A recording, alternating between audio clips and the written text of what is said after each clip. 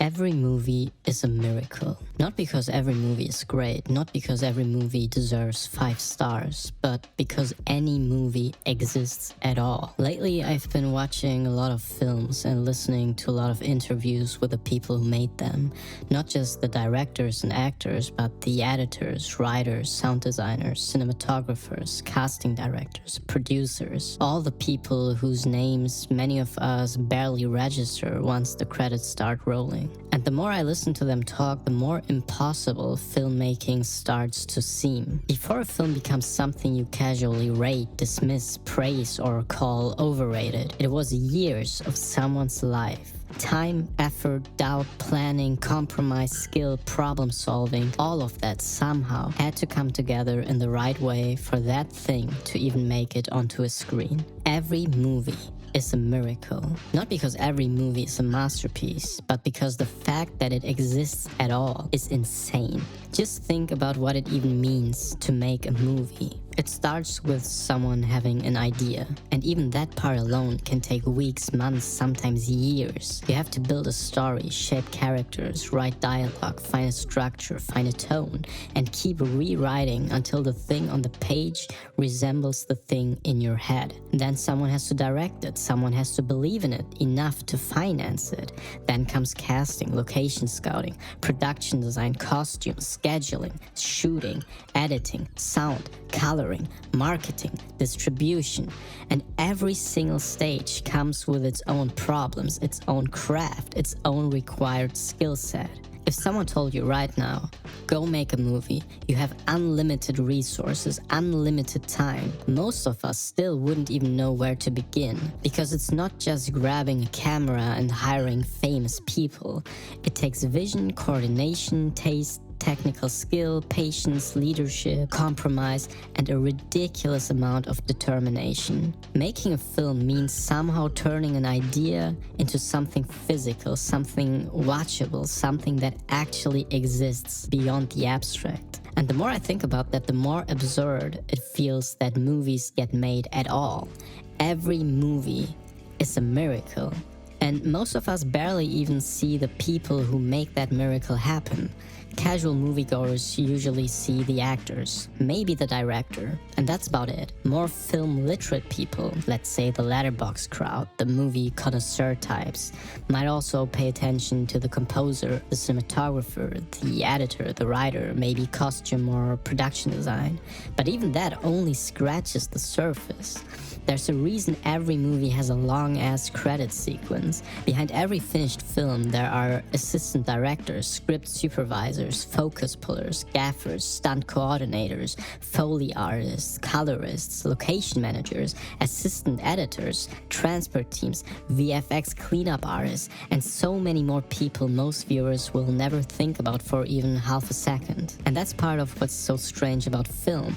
It's one of the most collective art forms we have, but we often talk about it as if it was made by like 5 or 6 people, as if a movie just appears because a famous actor showed up and a director had a cool idea. But films are built by entire ecosystems of labor, by people solving problems, making adjustments, setting things up, cleaning things up, shaping details, fixing mistakes, carrying equipment, coordinating chaos, and doing highly specific jobs well enough that nobody in the audience even notices they were there. Every movie is a miracle, partly because so many invisible hands had to carry it across the finish line. And the thing is, we only ever see the films that made it.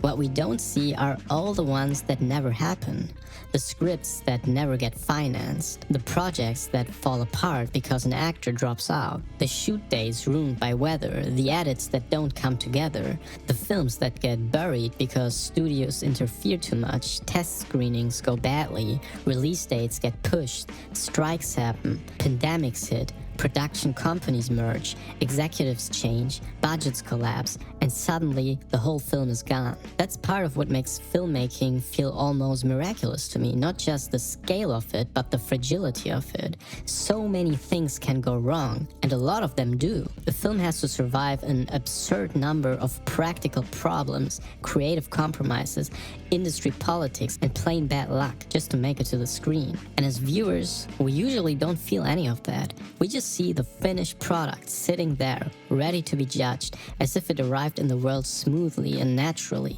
served on a silver platter. But it didn't. Most films are fought into existence. Every movie is a miracle.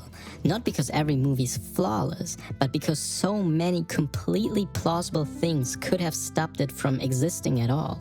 And somehow, against all that resistance, it still made it here. And I think that's part of why some of the discourse around movies has started to make me feel a bit weird. Not angry all the time, just kind of sad sometimes, frustrated even. Because once you really start to think about what goes into the making of a film, it becomes harder to watch people dismiss movies with total casualness.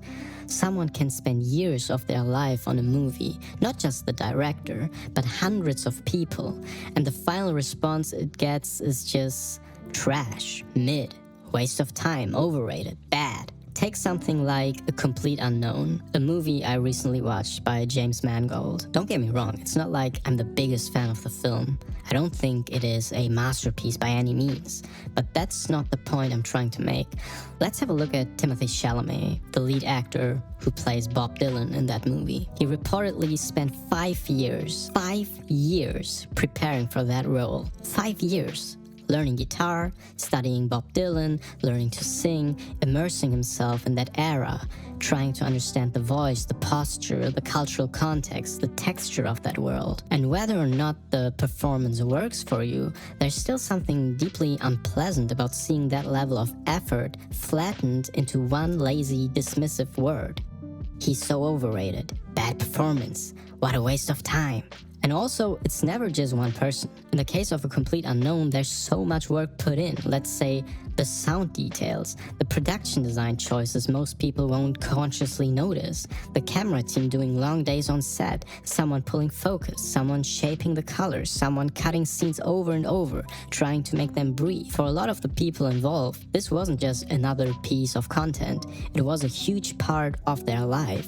So when a film gets written off in 2 seconds, it feels weirdly arrogant to me. Not because you have to like it, not because you owe it praise, but because it's so easy from the outside to reduce the massive collective act of labor and care into a shrug. And to be clear, I'm not saying every movie deserves praise. I'm not saying you have to like every film or that criticism is somehow cruel by default. Of course not. A movie can be boring, misguided, shallow, badly written, emotionally empty, whatever. You're allowed to feel that. You're allowed to say that. I think what bothers me is something slightly different. It's the tone, the attitude behind it, that reflex of immediate dismissal, that too cool, too unbothered way of talking about art, where everything has to be reduced to a punchline, a smug one-liner on Letterboxd, or some recycled version of mid. Because there's a difference between criticism and contempt. There's a difference between saying, this unfortunately didn't work for me, and acting like the thing in front of you is beneath serious engagement. And online especially, that second mode gets rewarded all the time. Being harsh is funny, being a contrarian looks smart, being dismissive can feel like taste. Let me emphasize again, I don't think we owe art automatic admiration. I just think we might owe it a basic level of seriousness, a little respect, an awareness of what it even means to sit in front of something that took this many people, this much time, this much effort, and this much uncertainty to bring into existence. You don't have to love the movie, but maybe don't treat it like it appeared out of nowhere. I think part of the problem is that we live in a culture of instant evaluation. Art used to be something you encountered. Now it often feels like something you're supposed to immediately sort, rate, and file away. Masterpiece or mid, worth it or waste of time, 2 stars or 4.5 stars. And the issue isn't just that people are mean or toxic, it's that we're constantly being trained to judge faster than we perceive. To watch something and immediately ask, did I like it? What's my take? What's my rating? And then move on to the next thing. We barely let anything linger anymore. We don't sit with it. We don't let it echo. We don't give a film time to settle into us before turning it into an opinion. Sometimes it even feels like movies are being watched the way people track stats in sports or log productivity. Finish film, assign number, post verdict, next. And I think something gets lost in that process because not every meaningful reaction arrives instantly and not every film reveals itself on command. I have to think of the 2014 film by Alejandro G. Iñárritu, Birdman. In Birdman, the main character is a washed-up former superhero star trying to reinvent himself on Broadway, basically staking his ego, his reputation, and his whole sense of worth on one piece of art. And one of the film's sharpest scenes is when the critic, Tabitha Dickinson, tells him she plans to destroy the play with her review. And we have this very intense scene of this passionate artist who lives and dies for this play being dismissed by a cold-hearted critic who simply doesn't care. Are you finished? No, I'm not finished. There's nothing in here about technique. There's nothing in here about structure. Nothing in here about intention. It's just a bunch of crappy opinions backed up by even crappier comparisons. You write a couple of paragraphs. And you know what? None of this costs you fucking anything. You risk nothing. Nothing. I'm a fucking actor. This play cost me everything. And I'm not saying all of this from some morally superior place either. I'm not taking myself out of the equation. I've done the same thing, hundreds of times I bet. I still catch myself doing it. Sometimes you're tired, distracted, emotionally not in the mood, and it's just easier to shrug at something than to actually sit with it.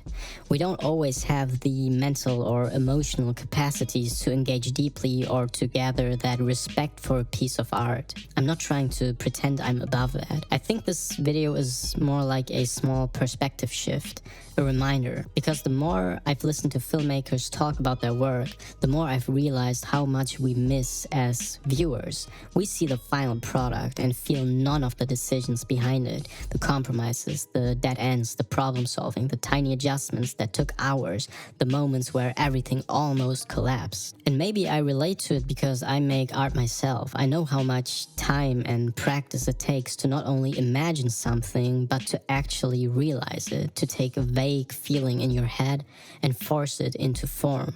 And even with that empathy, I'm still not immune to toxic dismissal.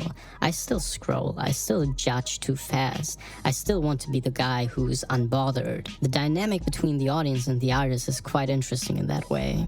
So again, this isn't a lecture, it's a reflection and honestly a reminder to myself as much as to anyone else. Every movie is a miracle. And honestly, this doesn't just apply to movies alone. It applies to theater, books, concerts, paintings, videos, and even the random song that gets pushed into your feed for 10 seconds before you swipe past it. We talk about all of this stuff like it's just content now. Disposable, interchangeable, infinitely replaceable. But most of the time, it really isn't. It's someone's time, someone's doubt, someone's practice, someone's vulnerability, hope, taste, frustration, and effort, all compressed into a form and put in front of other people. That's what can feel so bleak about the way we respond to art online. Someone writes a song, maybe even produced it themselves, records it, edits a little video for it, uploads it, makes themselves vulnerable, and what comes back is just mid. Trash, let it go bruh, or some other tired and repetitive joke, or a comment that treats the whole thing like it barely even counts as an attempt. It reminds me of that meme where someone sends a long, heartfelt paragraph and the response is just not reading that essay. That's kind of how we treat art now. Something can contain hours, months, even years of human self-expression and labor, and it gets brushed aside in one lazy sentence. And again, I get why this happens. Online discourse rewards speed, irony, contrarian takes, and that whole posture of being too cool to care. Being dismissive can make you seem sharper than being sincere. I fall into that mindset too, as I mentioned, but I do think something gets lost when art becomes just another object to react to instead of something a person actually made. A film isn't just content, most art isn't, it's human effort made visible. Now, obviously, to be fair, there are exceptions. I'm not saying every piece of art deserves the same kind of defense.